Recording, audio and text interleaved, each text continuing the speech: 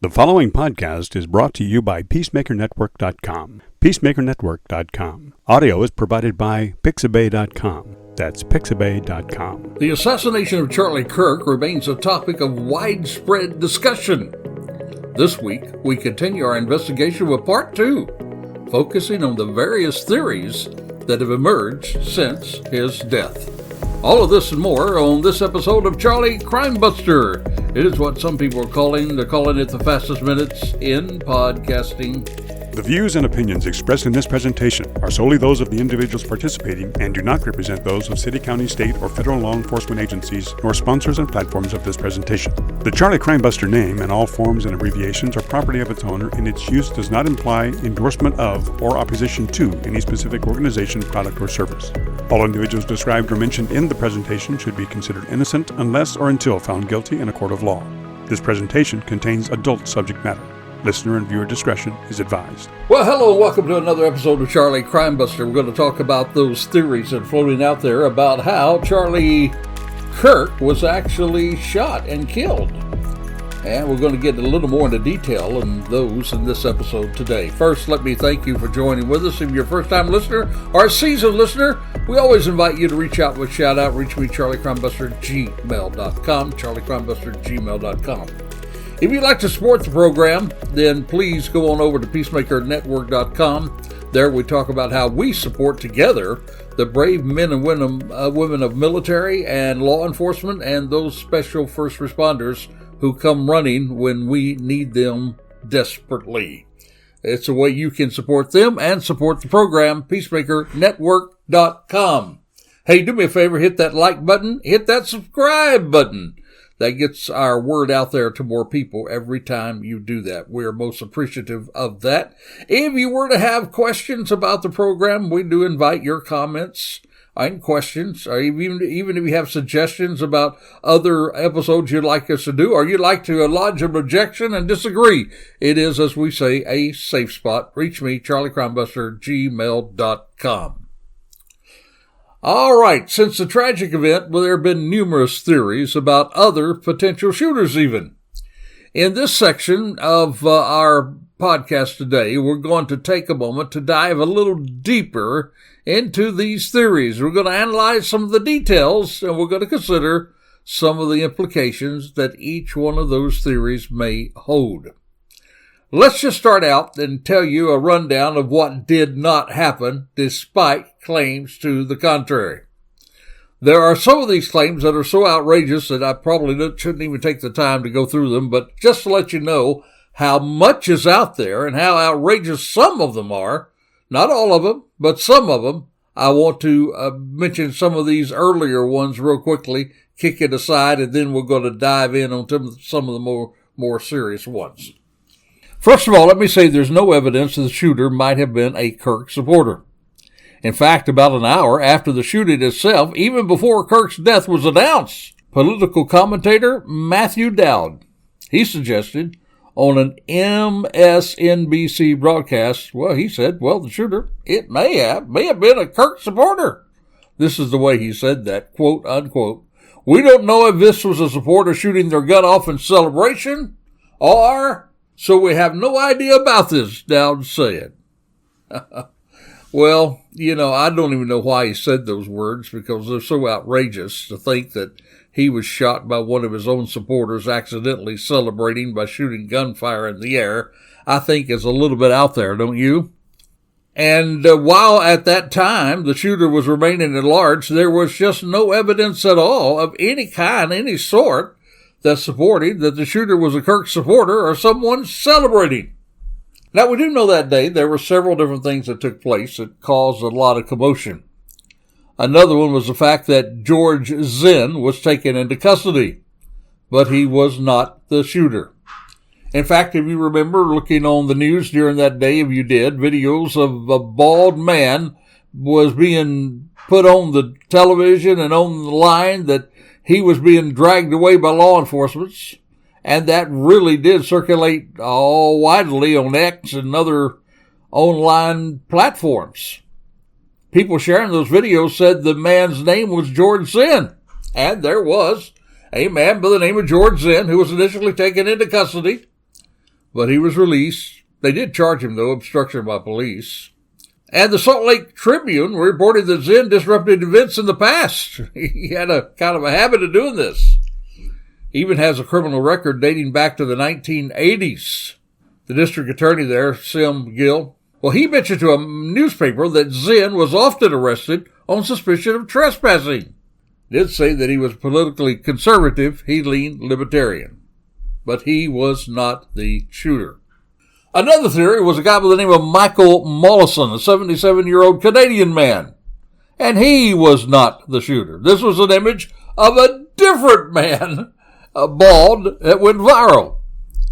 In fact, the next post with more than 992,000 views said that the assassination attempt on Charlie Kirk was allegedly carried out by a guy by the name of Michael Mollison. He was a member of the Utah Democratic Party. That's what Fox News reported. That claim, too, was unfounded. In fact, Mollison is a 77-year-old retired banker who lived and was in in Canada during that time. Now, that rumor, according to authorities, originated from an X account, now get this, that was impersonating a Fox broadcast affiliate. And that comes right straight from the New York Times. So you see, my friend, there are a lot of these things. You got to be careful what you're reading online. You got to be careful what you take in as facts that are not facts. In fact, the fact-checking website, Lead Stories, found that image of Mollison was posted way back in 2020 on an account with his name. So here's another one, by the way, far out there. That is a guy by the name of Sam Hyde. He was a 40-year-old comedian. It was just a recycled deal, you know. That one has been recycled for almost a decade to push disinformation about the identity of a mass shooting. That's in mass shooting suspects in the United States and even abroad. It is a real-life comedian whose name and photos have repeatedly been used by internet hoaxers. And again, after Kirk's death, that same one was circulated on social media.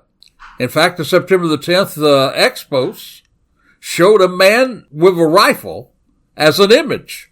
And it was the same one that goes back to this one that's just old and outdated. Now, the video image showed Samuel Hyde, who's now 40 years of age, a comedian, showed him with a rifle, and it's all the way back from a 2016 YouTube video that has since been removed. Here's another one. There was another video of a shooter escaping. Yep, escaping the area there. But that one was way back, if you look at the original place of it, was way back in July, and it was in Nevada. And yet it was posted out there saying, Charlie Kirk's real shooter escaping after the shooting. That post, hold on to your hat, that post, which was so out there, which was so fake, that was all the way back from July in Nevada, that one gained 9.5 million views. But then a reverse image of that search showed the video was taken from a different incident that happened in July and even in a different state, Nevada. What is really interesting about this is KRNV News 4 posted the video July the 29th on Facebook. Now, these stories, my friend, our theories are easily debunked. But there are some far more serious ones that are not easily debunked. A lot of them have been implied by Candace Owens, a top influencer, who's done a lot of good stuff on her podcast. This is why her reporting as of recent has me concerned and confused. And that is why we need to take a serious look at her claims and some other claims that are appearing online regarding to the shooting of Charlie Kirk. And we're going to get into those in a moment. But right now, it's time for us to pause, take a quick break, be right back with you on this important topic. But now we're going to take a time to pause, smile, relax, and it's time for Charlie Crowdbuster's Crazy Crook of the Week. Our Crazy Crook story today, well, the Crazy Crook struck at a Midway International Airport. And this crook allegedly was breaking into a private aviation hangar, stole a shuttle bus, and drove it onto a taxiway. Now, my friend, every possible port of entry at Midway and O'Hare International Airport is supposed to be guarded by security. Doors to the runway, other secure areas are equipped with keypads requiring even special badges to pass through. But somehow, a crazy woman got into a secured area at Midway and roamed freely. That's where planes are parked. That was before she hopped on the bus and drove it around. After driving in a circle, she returned to the hangar building where the witness lost sight of her. Another witness had claimed that she'd seen the woman holding the hangar door open for her as the witness was pushing a food cart. A third witness came forward and said the woman had asked about using the restroom in the signature hangar. Well, it didn't take responding officers long to spot this crazy crook. She was found on the unsecured side of the hangar, and when officers questioned her about it, about how she got in, got that bus, drove it all around, why she did it, she said, quote unquote, "I was just testing security." And then she added, "Free Palestine." Well, it did remain unclear how or exactly where she was able to get inside the secured area. A statement from Signature said they were working closely with authorities investigating that security breach. Hopefully they do. The woman did not appear to have a prior criminal record. She listed her profession as a licensed social worker. Her home address was listed, well, less than a block away from the airport. Maybe she was sleepwalking, huh? But at her first court appearance on Tuesday, she was allowed to go free ahead of trial. Some serious charges, by the way. But she is required to regularly check in with a probation officer. And my friend, this crazy crook who somehow thought she could get away, was still in an airport shuttle bus at a guarded airport, is indeed Charlie Crimebuster's Crazy Crook of the Week. Now back to our main focus. As I said, there's a lot of these theories out there that you can just really quickly just wipe them away. They're nonsense. There's nothing to it. But there are some other theories that are more serious, and some other theories that have some very prominent people that are supporting some of those theories. And so it behooves us, that's a crazy word, behoove, isn't it? But it behooves us to somehow take a look at these theories. So let's talk about them as we focus in on the theories of Charlie's shooting. First of all, there is what we call the small gun at close range theory. Now, Candace Owens, among others, are suggesting that the fatal wound that Charlie had suggests that it was a small firearm at close range, which would mean, of course, inside the audience and that inner layer of security that I talked to you about, rather than from a mile away from a rooftop. Now, this argument is based not just on what Candace Owens said, but on the nature of the wound, because there was no exit wound, along with the fact that no one behind Charlie was hit. So there is some credibility to the idea of why was there not an exit wound, and why weren't other people hit. And to really get the answer, we have to go to the very surgeon who tried to save Charlie. This surgeon described, well, I love this. He said it was an absolute miracle. Absolute miracle. That's what the surgeon said, that the bullet which hit Charlie's neck did not pass through him and strike any of the other dozens of people that were standing behind him there on September the 10th. This is all according to a Turning Point spokesman. And this spokesman said, "I'm usually not interested in getting involved into this kind of online chatter." And he said it is somewhat graphic, but in this case, the fact that there wasn't an exit wound is probably what he called a miracle, and he wanted people to know about it.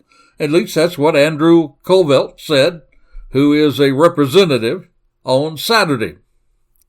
Now, this is what the doctor told him. It was an absolute miracle that someone else didn't get killed. And then this is from the doctor himself. His bone, according to the doctor, was so healthy, and the density, talking about Charlie's bone, was so impressive that he was like the man of steel. It should have gone through and through And if it had, it would have likely killed those standing behind him too. But in the end, the coroner did find that bullet. That bullet was found there. It didn't vanish away, and it was just beneath the skin. Just beneath the skin. That bullet stayed inside the body of Charlie Kirk. And so this idea that he wasn't shot by a bullet from a rifle far away is just not true. There is no evidence at all that any of this other thing happened. We even have the text from Tyler, the alleged shooter, sent to his roommate that he had left his rifle in the woods and he wanted to go back and retrieve it since it was the weapon that had been the one that his grandfather owned. This was why Tyler's dad, remember his dad, who already thought the person on the video could have been his son, he asked his own son to show him the rifle. To show a picture of the rifle, which he could not. Why? Because he left it behind just like he said, and the police found it. Area of the shooting, and guess what? It was with that rifle. Guess what?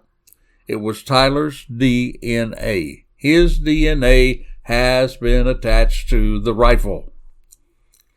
And my friend, there is zero evidence that Charlie Kirk was killed by small arms ammo. Zero evidence that he was shot from that inner crowd. The evidence, on the contrary, all points to the alleged shooter, Tyler, who climbed up on a roof and shot Charlie, jumped down, made his getaway, leaving the weapon behind. So this idea that he was shot from the inner crowd, no evidence whatsoever. Next, if you've been following the shooting from the very beginning, you probably saw videos of a man standing right close to and behind Charlie Kirk before he was shot there. And this image, by the way, has gone viral as people have been convinced that he was giving mysterious hand signals. You know, in other words, that he was giving hand signals to other shooters that were in the crowd that were going to take out Charlie. And a lot of this goes back to the fact that some of this believes that there was a great big group of people that was behind his assassination and that this guy was giving hand signals. Now, in the clips, you can see a man wearing a white t-shirt, sunglasses, and a hat. He puts his hand on the cap, tips it down. And a lot of people have been sharing theories, well, this is a military signal. Oh, my friend. But the man in question is actually a Christian apologist. He's an author. He's a public speaker. He's a radio host, Frank Turk. He is one of Charlie Kirk's friends who was there as part of the team. And he shut down all allegations that he was involved in the shooting. He shot them all down. His team even shared a statement on X on his behalf saying the viral accusations against the doctor are categorically false. He was there at the Utah University that day as part of Charlie Kirk's team, standing with him as a close friend and mentor. Their bond was marked by a lot of respect, unwavering support. And just like everybody else, he wanted to see the assassin brought to justice. These accusations against this doctor, this author, this strong Christian speaker is categorically false. He was at the University of Utah Valley University, yes, but he was standing by him as a friend and mentor. How many of us have touched our own cap from time to time? And I think that taking this to another place has no actual evidence at all that anything else was involved. In fact, he even provided assistance to Charlie during the incident. Now, he has not spoke out a whole lot about that because, frankly, it was just ridiculous. They had appeared in public together many times, and they had been on each other's podcast and all of that. So this idea that this guy was there in the crowd giving hand signals for a shooter, it just does not compute.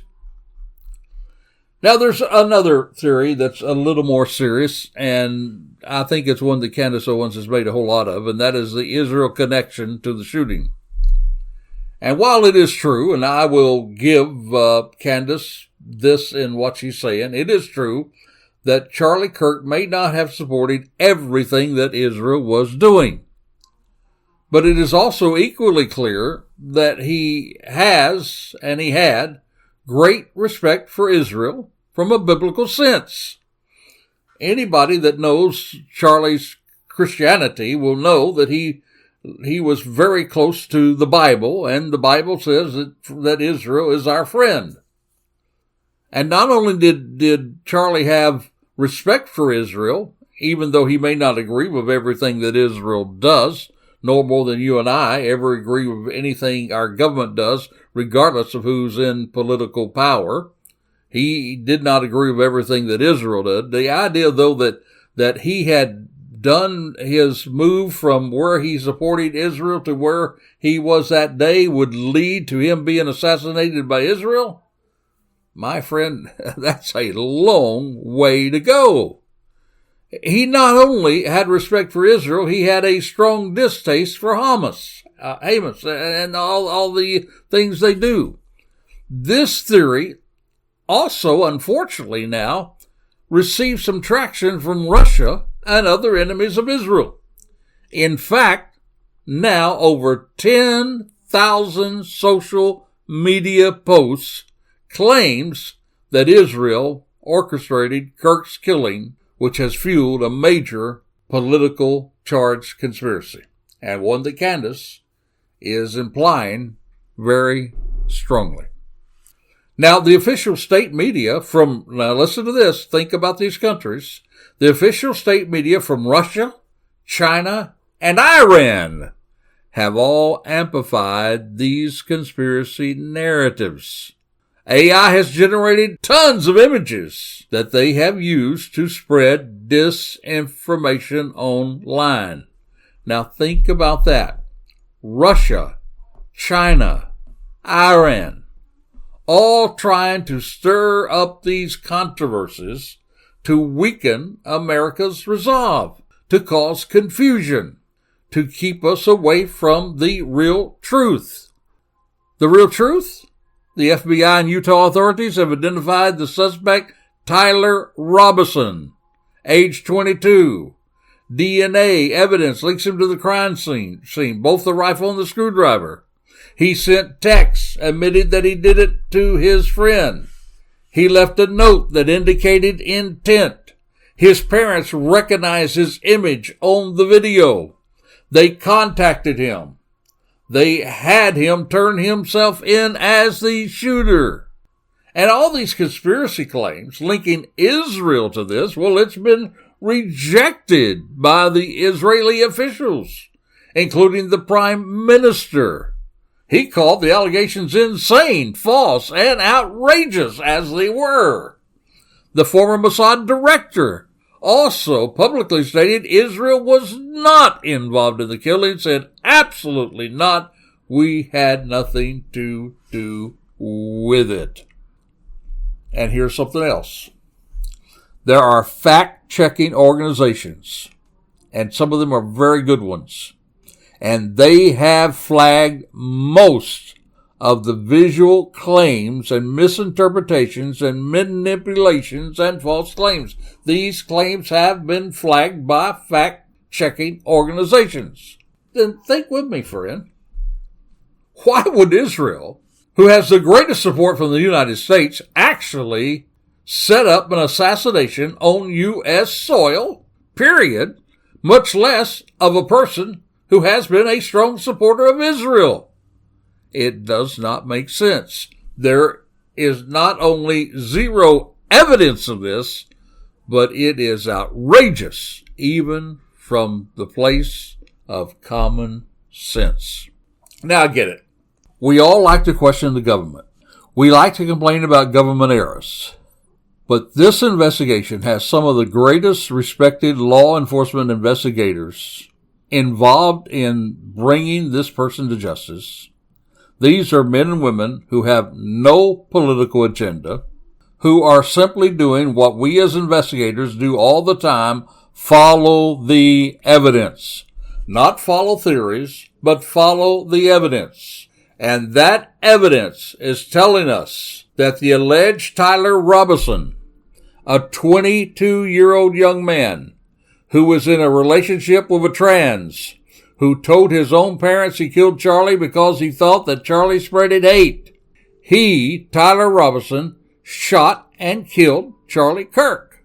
Real evidence backs this up, unlike the theories that we have mentioned on today's program. Now, Candace Owen and others have their right to speak their mind. They have their right to disagree with law enforcement. They have their right to even use their influence on others. They have that right. I would just hope that they would think about what they're posting, what they're saying, and how that's impacting the memory of Charlie Kirk. Charlie Kirk is a man that was admired by millions of people. His story for many means a great deal to them. He was a strong advocate of open debate. He would invite those that disagreed with him to come and debate him. He would do that respectfully. He encouraged people who had another opinion to speak out. This is the kind of thing we should be focused on as law enforcement does their job to get the killer. I am concerned that all of this noise about conspiracies is just a way of taking the focus off of the memory and the impact of Charlie Kirk. And it is happening. Instead of talking about, hey, those things that Charlie Kirk believed in, instead of talking about, hey, let's respect his memory by all of us on both sides of the political spectrum. Let's sit down and talk and air about our opinions. Let's talk to each other about them. Because Charlie Kirk himself was said, when we stop talking, that's when violence comes. Why not we step back, take a breath, let the authorities do their job, and just honor his memory? But again, Candace Owens has the right to do what she's doing, and so does so many others, who many of them are getting on board of the conspiracy theories. And that shouldn't be surprising. Any assassination has all had these people who get involved in conspiracies. Sometimes thoughts that are conspiracy turns into real facts. But so far, nothing of what has been said about how Charlie Kirk was killed takes us away from the real evidence that's pointing to the real killer. And for true crime fighters, or crime busters, as we call them on this program, we always want to make sure that we're following the real evidence and never try to solve a crime with theories that have not been proven and cannot be proven in a court of law.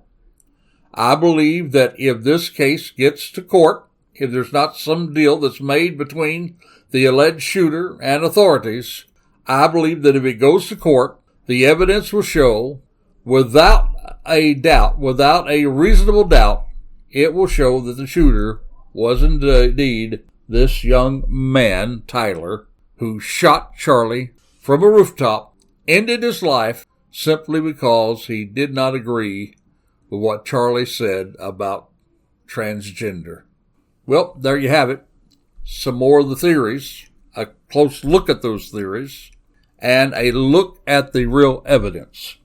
Until this time next time, this is Charlie Crimebuster reminding you, be safe, be alert, for the life you save may be your very own. You have been listening to Charlie Crimebuster. You can find additional information and podcasts at charliecrimebuster.com. We would like to thank our sponsor, the Peacemaker Network, and also encourage you to support the first responders, military, and law enforcement personnel by contributing to the Peacemaker Network. That's peacemakernetwork.com. All music and sound effects are courtesy of Pixabay.com. That's Pixabay.com. You can also support us by subscribing to our YouTube channel, tag @CharlieCrimebuster, and then click the subscribe button. By doing so, you'll be notified each time we drop one of our shows. Another more convenient way for you to listen to our podcasts, or for you to say to your smart speaker, play Charlie Crimebuster. If you have comments or suggestions, we would love to hear from you. So please send them to charliecrimebuster@gmail.com. That's charliecrimebuster@gmail.com. Or you can call or text us at 407-917-2211. That's 407-917-2211. Thank you for listening, and we hope that you will join us again for another exciting crime episode with Charlie Crimebuster.